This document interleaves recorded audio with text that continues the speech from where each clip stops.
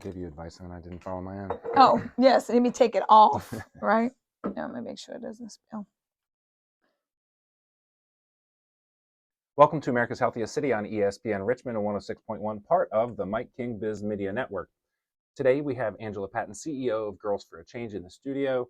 But before we bring it to her, please check out americashealthiestcity.com if you have not, and check out our ideas board. We are committed to a mission of making Richmond, the entire region, the healthiest in America by 2033, but we cannot do it alone. We need your ideas, we need your comments, and we need people who are in the professional space, whether they're nonprofits, for-profits, academics, or government agencies who are interested in seeing this change happen so that we can move together in the direction that we need to go to get to where we need to be. So without further ado, Angela, thank you so much for joining me in the studio today. Thank you for having me. I'm happy to be here with you. Well, I know a little bit about you, and I've heard you speak several times, so I'm really excited to learn more. I want to start out with the same question we ask everybody. Are you native to Richmond, or did you move here? And if you did, what brought you? I am born and raised in RVA, Southside Richmond. And then my father got that good job at UPS, and we moved to Chesterfield County. And so I went to all the county schools for elementary, middle, and also high school. Graduated from Meadowbrook High School, 1990. Wow. Yes. Yeah. And you have, so you're a nonprofit leader, and you've been doing that for a while. We'll get into that in a minute, but you didn't start there. You started in business, and you went into nursing, and tell us a little bit about. Just, trying to figure it out. But I do recall looking at my senior yearbook, and it said that one day I was going to start a program for children. And I didn't remember writing that. My mother showed it to me and reminded me, but I knew that I always was a person that wanted to heal, right, and build my community. And so I thought like nursing, right, because that's where I saw women that were healers to me. And I started there, and then I decided to, work in the nonprofit sector. Got kind of introduced to it because my part-time job was at the YMCA, right? And then I met Art 180, and things just started to look different for me and how I could show up in the community. And then I was inspired to start my own summer camp program for girls, mainly because of the loss of my friend's daughter. Tragically, she found a firearm in the home, played with it, unfortunately went off and took her life tragically. And I put a camp in her honor. And I really thought it was just like a 2-week camp in her honor. And it really was me answering a calling in my city. And I decided to take it to the next level. It started out with 2-week camps. I would use my vacation time at my full-time job to run the camp. And then someone said, that's a nonprofit. You're raising money. You're, solving a problem in the community. And the children are enjoying themselves. You need to do more. And so that's kind of what started all of this. So I'm interested this note in your yearbook that you put down. It sounds like there was some deep-rooted experiences that led you down this path. I know that you used to be a babysitter when you were younger as well. Yes. What was it about your upbringing that, do you think, that motivated you to go down this path? Well, I think I have been raised by nurturers, right? But they were the nurturers that kind of kept us close in the home. My great grandmother was actually my summer camp place to hang out. And I used to always ask if I could go to, another camp, right? And she'd be like, I got camp right here in my yard. And it would be working in her garden. It would be, running around with my cousins. It would be cooking with her. It would be a nap time, or even watching Young and the Restless. But she basically kept us busy, made sure that we knew community, that I was familiar with who was around me to support me and take care of me, and didn't feel that when I was outside I should fear, because I can always knock at Miss Catherine's door. And my great grandmother lived next door to her sister, right, which was my great aunt. And so I've always been around people who supported me and took care of me. So I think it's just ingrained. And in Richmond specifically, did you ever consider moving anyplace else? Or Yes, all of the time. Most of the time is because I would see opportunity that was bigger than my city, especially because I was able to travel a lot and I could see myself there.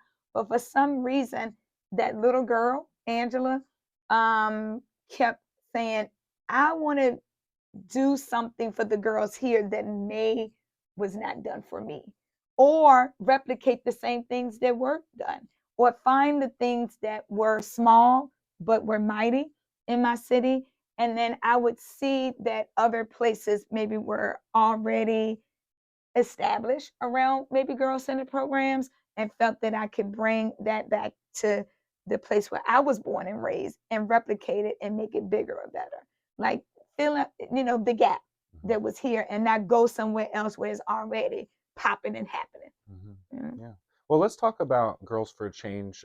You've got a lot going on there. You're raising money for big things. You've done a lot. Well, actually, let me back up a little bit, because I want our listeners to know that you have been recognized many times over in our community, and beyond. I mean, Barack Obama recognized you at one point. Did you get to meet him for that?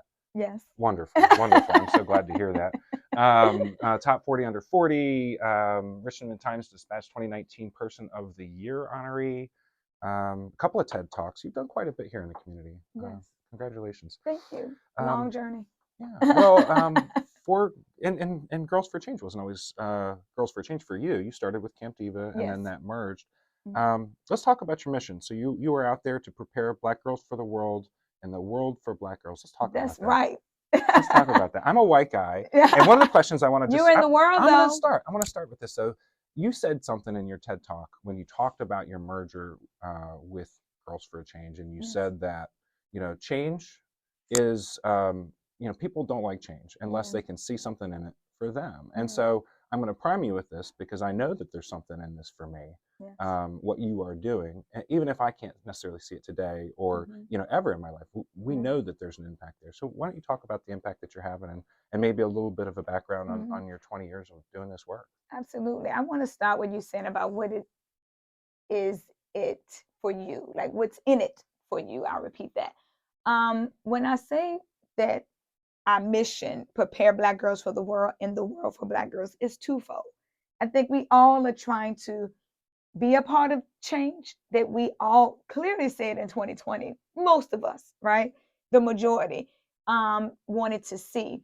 And so I'll give you a great example of that. One of my programs, Girl Ambassador, allows high school girls to receive skill building, whereas it's soft skills, hard skills. You appreciate this, a lot of tech skills, and really close the gap around Black girls in STEM spaces. What does it look like as they become Black women in the workforce, right? And we think about all the things that, like, my mother, a Black mother, or me myself have experienced in the work environment. And a lot of them have strayed away to, like, I'm just going to own my own business. But we know what owning your own business looks like. It's hard. Right? And so I want to make sure that girls in our program see themselves in jobs, in careers and entrepreneurship. But a lot of times, unfortunately, they don't have access and they are not equipped. Right. And so what my mother always told me is that you're not born knowing. Right. So I feel that my goal for the girls is to make sure they know. And so when I think about how people who don't look like us, people who are not women, right, or a person of color or a Black person, how do I allow you to understand that you are part of changing this world for Black girls? And so in this workforce program, I'm not just preparing them, I am challenging others who say they want to change maybe their pipeline and what it looks like to bring in more women, more Black people, more people that have different sexuality preferences into their pipeline. And it's not about you posting it that you're going to do it. It's not about you going to the next diversity training. It's about you applying what you said you're going to do, right? And so Girls for a Change allows, I can't talk today, our partners to really stand in the gap with us, right? And provide something that maybe I can't do, but I can stand in that space where you say, well, we have an issue because we want to hire more Black women, but they don't have the skill. they don't have the certification or the college degree, or they're not confident. And so we build that girl up inside and out so that you no longer can say that that's the issue. All you have to do now is open up the door and see that we have prepared a coachable young woman that can bring a new idea, a new perspective, right? And that's one example that I would give, but there's so many more. Yeah. But I think that one in the workforce that I still see major problems in, that's how the world can start to show up differently for the girl. Give her a shot so she can count on the fact that she can continue to learn and grow. You're listening to America's Healthiest City on Commercial. Biz Radio on ESPN Richmond 106.1. You see, I've been overusing my voice. You're listening to America's Healthiest City on ESPN Richmond 106.1. Today we have Angela Patton, CEO of Girls for a Change, in the studio, and we're talking about changing the lives of young girls, young Black girls specifically, so that the entire world can benefit from that. Yeah. I believe in your mission very much, and I think that you have put in the work. You've done it for a long time, and more than 20 years now, I think. It'll be 20 years in August. Yeah. So, and you guys have some big things coming, right? So you're building something big, right? Tell us about that. Well, a few big things. One is we have launched a $5.5 million campaign because we are going to clap for Girls for a Change. We purchased a building. We just purchased the building that we have rented for 6 years. And one of the things that we love to do at Girls for Change is be the model, right? That we ask our girls to strive for. For an example, home ownership. Owning land, right? Being able to make choices and decisions and be your greatest ambassador. So we don't want to tell our girls that, hey, you need to own things, and then we're renting the building, right? So that was important for us, and to celebrate that with the girls and really co-create with them about what this new space looks like. And not only asking the girls to pick the colors on the wall, but making sure that they met with the architects and they see themselves in careers as architects themselves or interior designers, are owning their own basket field, who is going to be our architect, right? Or contractors. We want the girls to know that these jobs exist and that they are for them too. So that's how we are very intentional about picking our partners, is that they have to understand that our girls' voice matters, because we always want to give them agency in all the things that we do at Girls for Change. So this campaign is really to knock down the building that we're in now, which is an old 7-Eleven, and it has given us a lot of love, but it's time to love up on more girls because we are running out of space. So that's exciting for us. We also are excited about the fact that we have a program called Girl Action Team. And one of my favorite Girl Action Teams, I had the honor of doing a TED talk about at TED Women in DC long time ago. And from that TED talk, it was really about the girls, again, amplifying their voices and really asking our former city sheriff, Whitty, if he would allow them to have a dance of their own inside the city jail. And it was because they felt that girls who could not have a traditional dance with their fathers in the community still deserve to be able to have the same experience. And because their fathers were not there, it was, separating the family and not allowing them to have experiences that the girl shouldn't have to pay for, right? But it's also connecting the father back to his children. And so Sheriff Whitty said, yes, thank you, Sheriff Whitty, for that. And we were able to pull off almost 15 of these dances. And they just kept going on and on and on. But outside of the dance, we were connecting families, reducing recidivism rates, and we were also healing our community. And so it was more than a dance.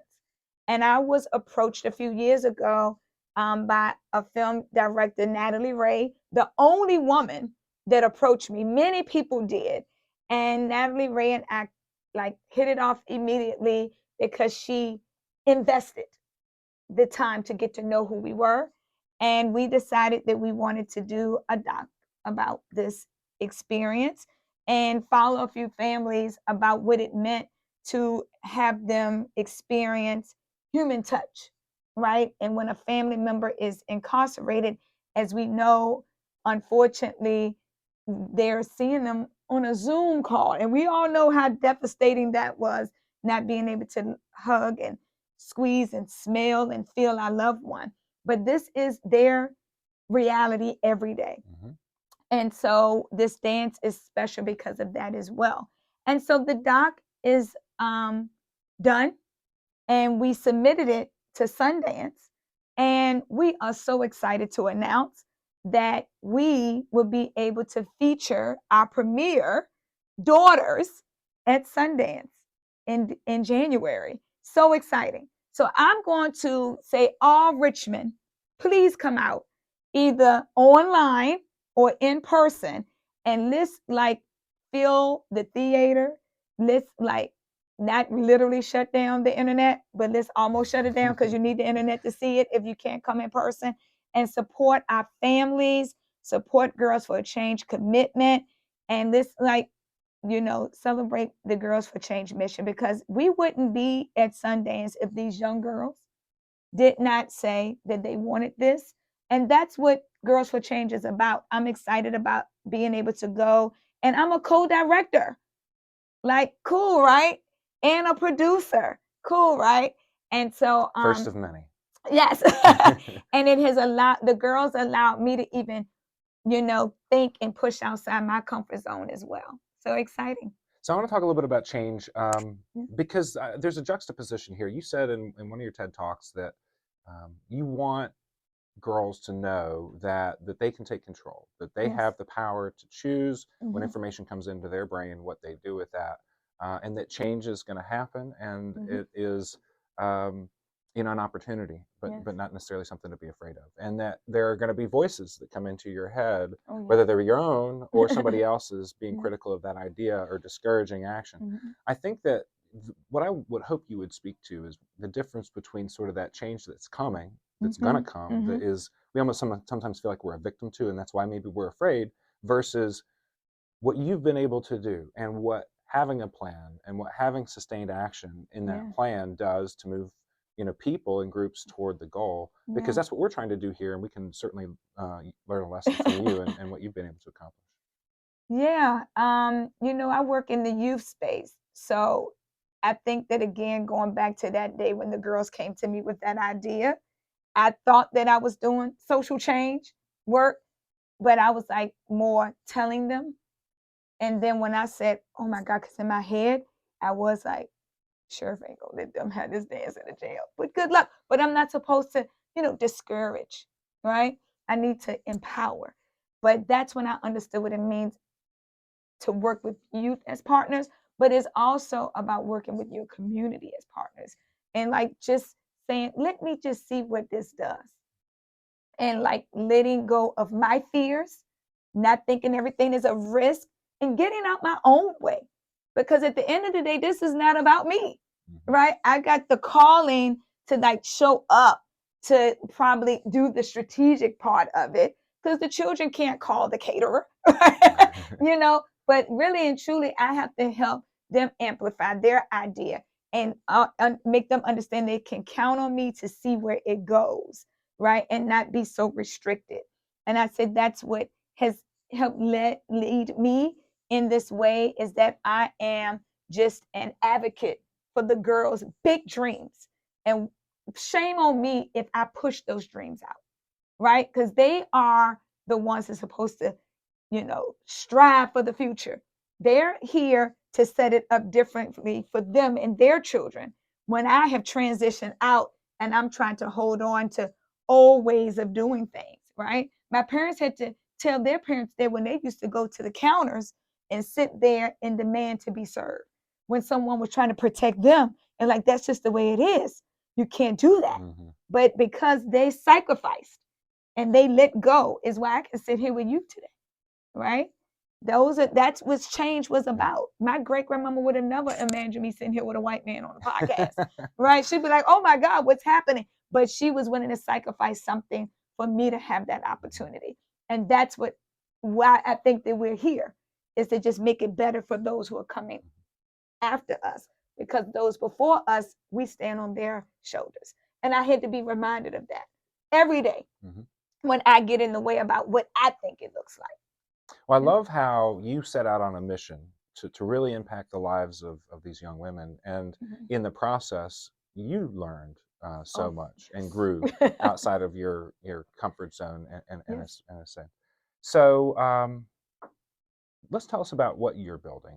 Tell me a little bit about the vision. How's the vision born? Yes. How much are the girls involved in making decisions? And what's this, how can we envision this new home in our minds? Yes, envision a new home, even though that new home says I'm building a safe space for Black girls. It's really a safe space for the whole Richmond community. I'm building it with many people from many backgrounds, and they are able to connect with the girls because of that.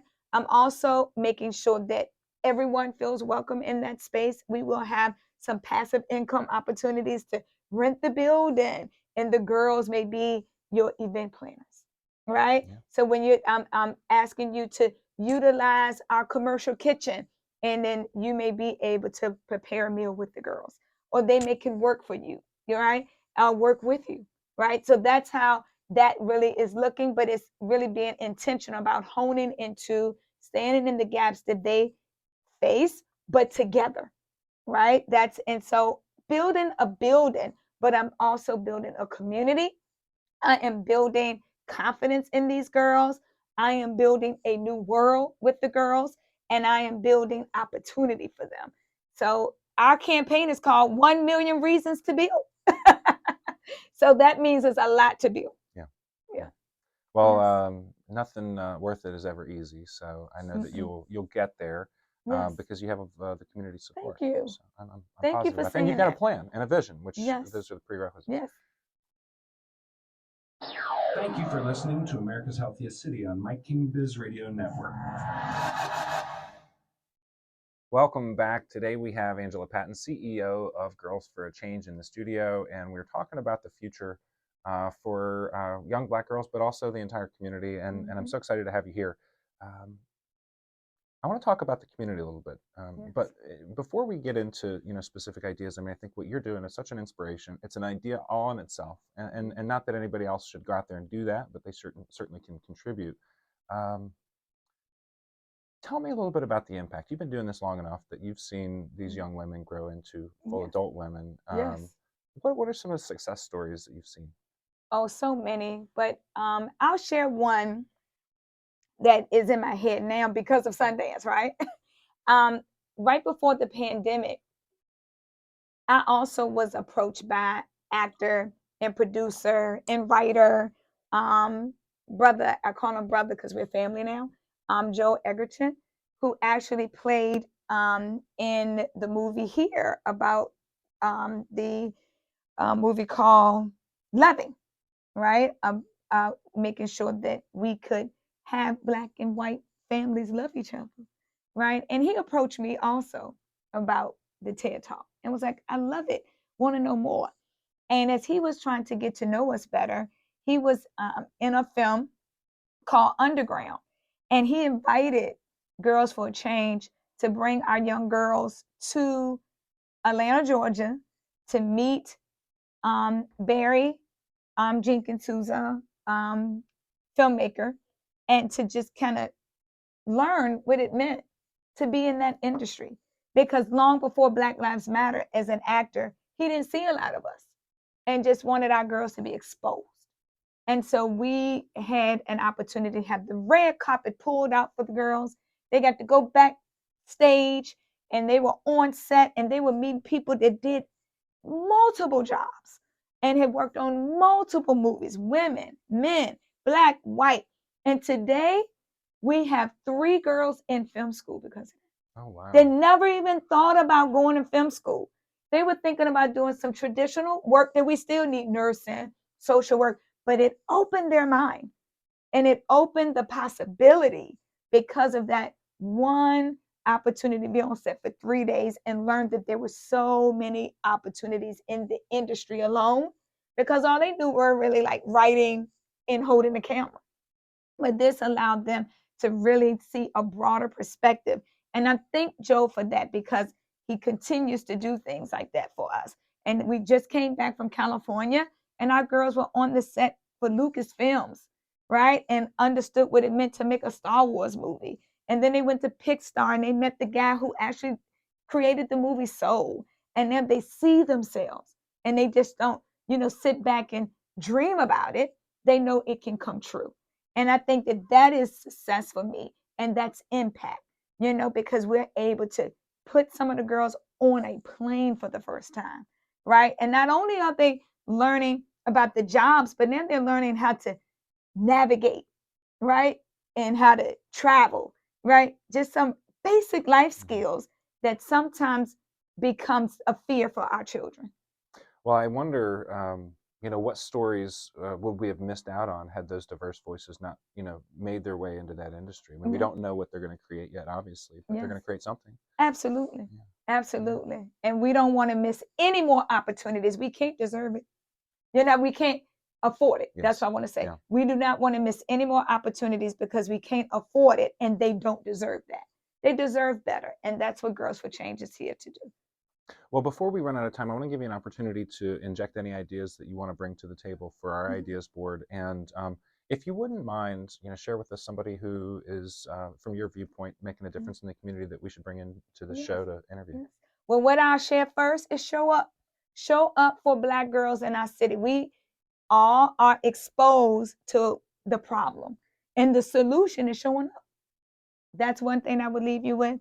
Who we should interview, I'm going to say my brother Deron Chavis, just because I'm in partnership with him with the Bensley Agri-Hood. And before we do anything, these programs that I have around entrepreneurship, workforce development, we need for our community to be healthy. And that is the thing that we're doing together. We want to make sure we feed ourselves and we feed our soul. And the work that I'm doing with him is crucial.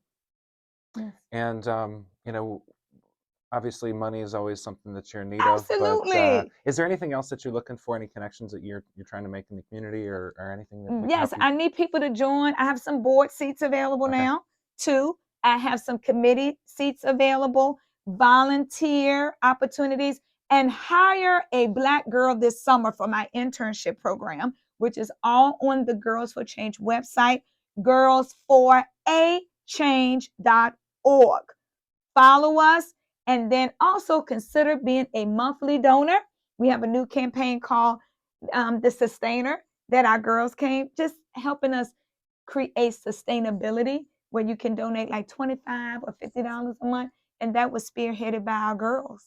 So support that campaign too. Angela Patton, thank you so much for coming in the studio today with us. Thank you. And I like your shirt. Do good, be good.